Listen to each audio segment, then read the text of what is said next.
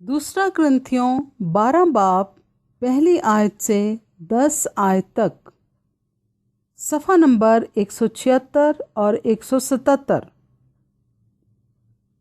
पौलुस के रोयाएं और मुकाशफे। मुझे फ़ख्र करना ज़रूर हुआ, अगरचा मुफीद नहीं। बस जो रोया और मुकाशफे खुदावंद की तरफ से इनायत हुए उनका मैं जिक्र करता हूँ। मैं मसीह में एक शख्स को जानता हूँ। 14 बरस हुए कि वो यकायक तीसरे आसमान तक उठा लिया गया। न मुझे ये मालूम कि बदन समेत, न ये मालूम कि बग़ैर बदन के, ये खुदा को मालूम है। और मैं ये भी जानता हूँ कि उस शख्स ने बदन समेत या बग़ैर बदन के, ये मुझे मालूम नहीं, खुदा को मालूम है।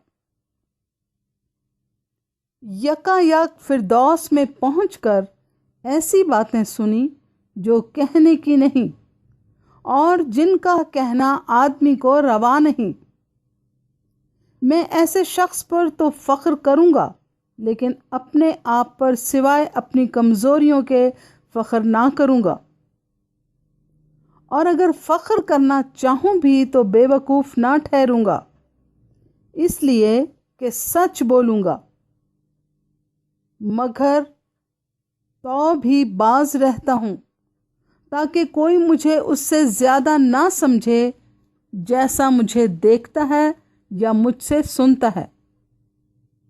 और मुकाशफों की ज़्यादती के बायस मेरे फूल जाने के अंदेशा से मेरे जिस्म में कांटा चुभोया गया, यानी शैतान का कासिद, ताकि मेरे मुक्के मारे और मैं फूल ना जाऊं।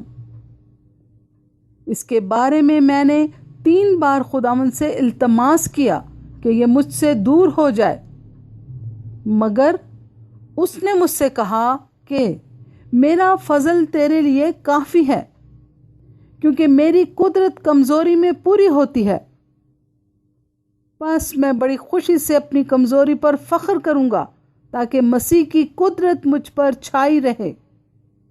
इसलिए मैं मसीह की खातिर कमज़ोरी में, बेइज्जती में, इत्याज में, सताए जाने में, तंगी में खुश हूँ, क्योंकि जब मैं कमज़ोर होता हूँ उसी वक्त ज़ोरावर होता हूँ। आमीन। पाक कलाम के पढ़े और सुने जाने पर खुदा की बरकत हो और तमाम सुनने वालों को बहुत बरकत मिले। आमीन।